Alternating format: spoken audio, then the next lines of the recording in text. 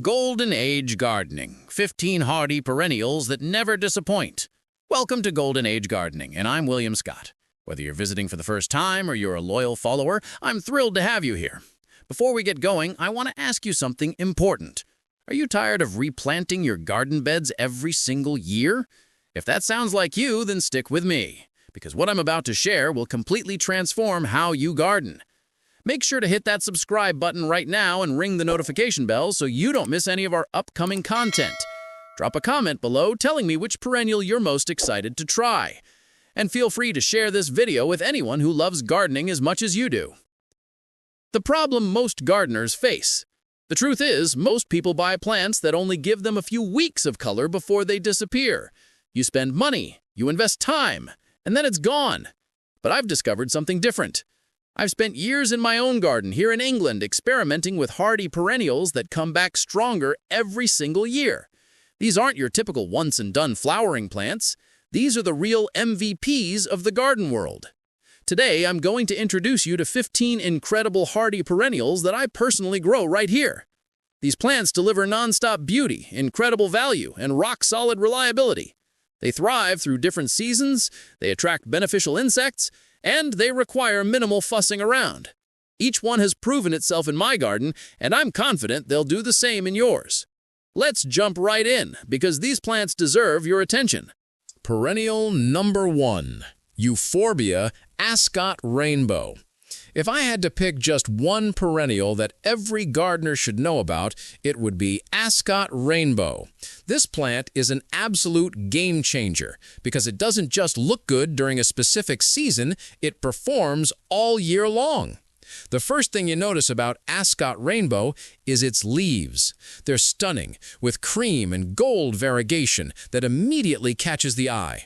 When you plant it in a winter pot or mixed border arrangement, those leaves create instant visual impact. But here's the thing, the flowers are equally impressive. As the cooler months transition into warmer ones, delicate flowering spikes start pushing upward. These flowers are absolutely gorgeous. Thousands of tiny blooms with reddish tones and gold-green markings at their base create a spectacular show that lasts for weeks and weeks. The display just keeps going and going. Now, here's a crucial tip I learned the hard way.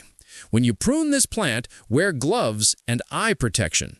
The white sap inside Ascot Rainbow can irritate your skin and cause blisters. I always clean my tools afterward too. It's a small precaution that makes a huge difference. As temperatures cool and you see new growth forming at the base of the stems, cut away the spent flowering growth. This encourages fresh foliage to develop, giving you another beautiful display. It's a plant that just keeps giving. Perennial number 2, Alstroemeria, the compact varieties. Next up, meet Alstroemeria. If you want non-stop flowers from your plants, Alstroemeria is practically a miracle worker. I grow the compact intercenter series varieties, which stay small and perfectly suited for patio containers. These little plants produce stunning flowers in various shades. I have a gorgeous pink variety with delicate brown markings, and a bright golden yellow one too. What makes them special is that they start flowering early and just keep producing new blooms month after month. The secret? Deadheading. When a flowering stem finishes, gently pull it away at the base. This signals the plant to produce more stems with fresh flowers. Here's something most people don't realize. Alstroemeria develops tubers, similar to dahlias. Once your plant matures, you can divide it in cooler months. One plant can easily become 2 or 3. They multiply incredibly easily, making them fantastic value for money. Keep them watered and fed through the year, deadhead regularly, and you'll have continuous blooms. The bees absolutely love them too. It's one of those plants where everyone wins. You get flowers, and the pollinators get food. Perennial number 3, Brunnera Jack Frost. Many gardeners think of shaded areas as problem zones. I see them as opportunities. Brunnera Jack Frost is perfect for those trickier spots where sunlight is limited. This perennial is often called the woodland forget-me-not because of its delicate blue flowers. But the real star is the foliage. Each heart-shaped leaf has an incredible silvery metallic appearance with intricate green veining. That's almost like nature's artwork. It's genuinely stunning. Jack Frost forms nice solid clumps that you can divide if you want to expand your display. Plant it where you can appreciate those flowers as they emerge. The blooms might be small individually, but together they create a lovely, airy effect. This plant prefers soil that holds some moisture. If you see the leaves starting to droop, it's telling you it needs water. During drier periods, give it a really good soaking. After several years of growth, it benefits from being lifted and divided. Cooler months, just as new growth appears, is the ideal time to do this. Once flowering finishes, trim off the spent flower stalks close to the base. New leaves will continue developing, giving you beautiful foliage right through into colder months. Perennial number 4, Anthemis E.C. Buxton. Anthemis E.C. Buxton is a lesson in patience and persistence. When I first planted this hardy perennial, it was modest in its first year, but give it time and it becomes absolutely magnificent. E.C. Buxton produces simple daisy-like flowers with pale yellow petals and a golden center. The renowned plantswoman Beth Chatto absolutely loved this plant and called it a jewel. She wasn't exaggerating. Each bloom lasts for a considerable time, making it excellent for cutting. This plant can grow surprisingly tall, so give it space toward the back of your borders. It provides real impact with its height and abundance of flowers. It starts producing blooms fairly early in the growing season and continues right through. You might need to support it with stakes and string as it grows. That's perfectly fine. In cooler months, remove the supports and cut away all the old growth right down to ground level. This clears the space for fresh new shoots to emerge when temperatures warm up. Perennial number 5, Hosta, multiple varieties. Hostas are the ultimate foliage plants, and they're perfect for container growing. What makes them special is their incredible versatility. They adapt to both sunny and shaded positions, though they typically prefer shadier spots. Let me tell you about a few varieties I love. Hosta June is a compact beauty with blue-green leaves marked with yellow patterns. Francine has that gorgeous cream edge to its green foliage. Francis Williams is a big, bold statement plant with large oval leaves and striking blue coloring edged in yellow. Hosta Patriot is another stunner with dark olive-green centers and creamy white margins. Every leaf is different from the next, which adds to its charm. These plants are remarkable because they look good essentially year-round. The thick leaves on many varieties make them less attractive to slugs and snails, though I still use copper tape around my pots as an extra precaution. It's not foolproof, but it helps. After 4 or 5 years of pot cultivation, hostas get congested and need dividing. Tip them out of their containers and separate them into sections. This rejuvenates the plants and gives you multiple plants for the price of one. Hostas aren't just foliage plants either. They produce flowers. Lavender blue leaves appear in their own quiet way, and they're actually quite lovely. Many people overlook hosta flowers, but they're genuinely impressive.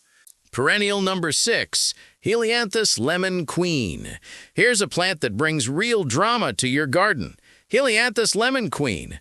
This perennial sunflower has been in my garden for years, and it never fails to impress. It grows quite tall, so position it toward the back of your borders where you can really appreciate its height and the abundance of golden flowers. I have mine positioned above a garden bench, so I can sit and enjoy the display. The flowers are simple and daisy-like, with plenty of golden petals. What's remarkable is the extended blooming period. The main stem flowers first, but then side shoots develop lower down, each carrying their own blooms. This continuous succession means you get flowers for an incredibly long period. Don't deadhead this one. Just let it do its thing naturally. The bees adore it. Once cooler temperatures arrive, the plant dies back completely. Cut it down to ground level.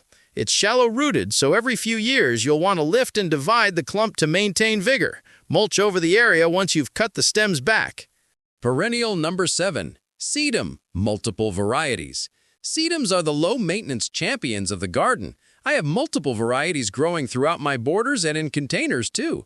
Atlantis is a special one. It actually won an award in a major flower show. It's tiny and compact, with variegated foliage that transitions through different colors. The leaves have green centers with cream edges, and some turn completely golden. Later in the year, gorgeous golden flowers appear. Lagos is another variegated beauty, and Mr. Goodbud brings its own unique character to plantings.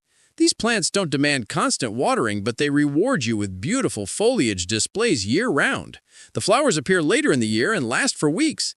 Bees love them completely. You can easily propagate sedums from cuttings or divide established plants in cooler months to create more plants. If you're in a very cold area, you might want to move potted sedums to a sheltered spot during the harshest weather. Otherwise, just let the stems die back naturally. Come warmer months, new growth emerges fresh and ready for another season of display. Perennial number 8, Geranium rozanne. No collection of reliable perennials would be complete without rozanne. This spreading beauty produces large, cup-shaped lavender blue flowers with white centers and dark veining. Each bloom is around 2 inches across, and they're genuinely beautiful. Here's what makes rozanne special: the extended blooming period. It starts flowering early in the growing season and keeps going right through until frost arrives. That's an incredibly long display from a single plant. Rozanne grows low and spreads outward, making it perfect for planting at the front of borders where it can spill over edges. By the end of the growing season, it covers considerable ground. If it ever spreads too far, just trim it back. This plant was discovered as a seedling in a Somerset garden back in the 1990s and has become one of the most celebrated perennials worldwide. It was actually voted the RHS Plant of the Century a few years back. For good reason. It's absolutely reliable. It dies back completely during cooler months, so you can cut it down to ground level. Fresh new leaves appear quickly when temperatures warm, and by late spring, a bold mound of new growth is ready for another fantastic display.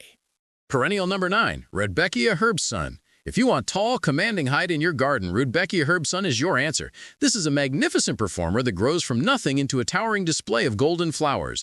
It produces simple, open flowers with golden petals and a dark center, the classic cone flower shape. The bees find these incredibly attractive, visiting constantly to feed on pollen and nectar. Position this toward the back or side of borders for maximum impact. It provides real structural interest and fills in the flowering calendar when other plants are fading. It starts flowering fairly through the growing season and carries on through the cooler months. The stems are sturdy and require minimal staking. The flowers themselves are long-lasting and attractive to pollinating insects. If you want to encourage more bees into your garden, this is definitely a plant to include. Perennial number 10, Erysimum Bowles mauve. Perennial wallflowers have always been favorites of mine, and Bowles mauve is exceptional. It's been recognized with an award for its outstanding qualities. This plant has an impressively extended flowering season. Flower spikes grow longer and taller with fresh blooms continuously developing at the shoot tips. If you remove the main leading stem, you'll encourage side shoots to develop from lower positions, which carry more flowers later. The blooms are absolutely gorgeous, and the bees love them. This plant prefers sunny positions and well-drained soil. Don't plant it in waterlogged conditions, as it really dislikes having wet roots, especially during cooler, wetter periods. In warmer, milder areas, Bowles mauve can persist through colder months, though it's often shorter-lived than other perennials. Your best strategy is to take cuttings from non-flowering side shoots early in the year and grow these on. That way, you always have replacement plants ready. Perennial number 11, Houttuynia chameleon. If you're looking for something different to grow in a container, something with absolutely gorgeous variegated foliage, Houttuynia chameleon is your answer. This plant has heart-shaped leaves with a main green blotch, but many leaves feature golden splashes and pink-tinted edges. The variegation pattern is different on nearly every leaf, creating a really dynamic, colorful display. It dies back completely during cooler months, then emerges fresh in warmer weather. By mid-year, it reaches about 2.5 feet in height, and delicate white flowers with prominent central cones appear. Houttuynia started in my garden border, but spread too aggressively, so I moved it to a pot where I can control it. The plant has white roots that can regenerate from tiny pieces, so containing it prevents it from taking over. What's great about Houttuynia is its tolerance for shade. My pot sits mainly in shade with just a bit of sunlight reaching the top. It grows beautifully regardless. This plant loves moisture. Keep the root ball consistently watered, especially if grown in containers with limited space. If it dries out, the foliage starts to droop. Regular watering is essential for keeping it looking fresh. In cooler months, all the foliage dies back. You can cut it down right to compost level. When new growth emerges the following season, you'll have another fantastic display. Perennial number 12, Rudbeckia goldsturm. Goldsturm is another fantastic Rudbeckia variety that deserves its widespread popularity. It's widely available, and honestly, for good reason. The flowers are simple golden cornflowers with a dark central mound. They're straightforward and beautiful. I've positioned mine underneath a flowering shrub that blooms earlier in the year, so once that show finishes, goldsturm takes over.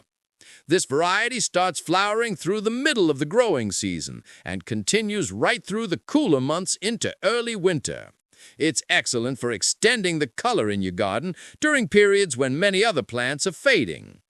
The plant will tolerate full sun perfectly well, but it also handles partial shade nicely. Like most hardy perennials, after several years it needs lifting and dividing. The clump gradually becomes congested. I usually divide mine every 4 or 5 years. Perennial number 13, Salvia amistad. Salvia amistad is quite stunning, and I mean that genuinely. The form of the flowers is really something special. The flower spikes are tall and dark, almost black, with beautiful violet blooms opening from bottom to top. Because the spike is so long, flowers open in succession over an extended period, providing excellent value from the plant. I planted this in late spring, and it's already grown to about 3 feet or more. As a hardy perennial, it should return year after year. Some gardeners provide a bit of protection during cooler months to guarantee it survives, while others leave it in place and mulch around the base. The branch stems start flowering and develop masses of side shoots, each tipped with fresh flowers. This creates waves of blooms extending right through the year. If you deadhead spent flower spikes by snipping them off, you'll encourage more side shoots to develop, creating an even longer succession of blooms. The stems are stocky and substantial, so they don't require staking even when quite tall. The plant has real presence and makes a genuine statement in borders. Perennial number 14, Heuchera coral bells. I'm becoming quite a fan of Heuchera, commonly called coral bells. While the flowers are delicate and pretty, the real value of these plants is their absolutely gorgeous foliage.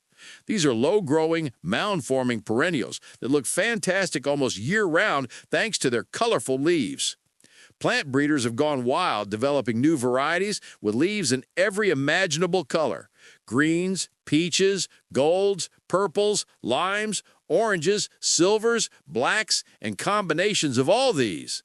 The variety called glitter has silvery, almost metallic leaves deeply patterned with dark veining.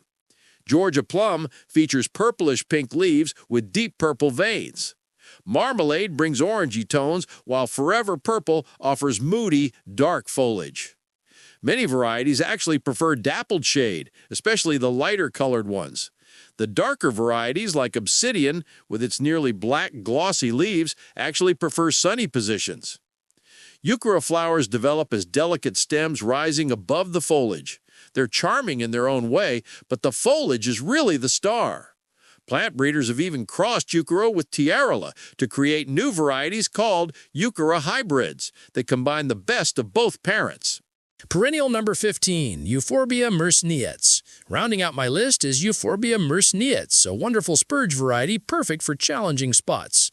I was looking for something to grow along the front of my border in quite dry soil beneath a variegated holly. This little euphorbia is exactly what I needed. It's low-growing ground cover that spreads out nicely along the front of borders. It flowers at certain points through the year, but the real appeal is the continuous production of new growth throughout all seasons. The stems carry flowers at specific times, which die back, and then new growth emerges. It's a plant that just keeps going and going. Position it toward the front of your borders where it can sprawl and cover ground without overwhelming other plants. It's hardy and reliable, asking very little while providing constant interest. Final thoughts. These 15 perennials represent some of the best long-term investments you can make in your garden. They come back year after year, improve with age, and deliver consistent beauty and value. Whether you're gardening in a shaded spot, a sunny border, or in containers on a patio, there's something here for you. They attract beneficial insects like bees and bumblebees. They're generally low maintenance once established. They bring color and interest when you need it most. I genuinely believe every gardener should experiment with hardy perennials. They transform the gardening experience from a constant replanting cycle into something that rewards you with growing abundance year after year. Thank you for joining me on this journey through my garden. If this has inspired you to try some of these fantastic plants, please give this video a thumbs up. Subscribe to Golden Age Gardening so you don't miss future videos. Drop a comment below telling me which perennial excites you most, and feel free to share this with fellow gardeners in your life. There's much more content available on my channel, so do explore what else is there. Until next time, happy gardening!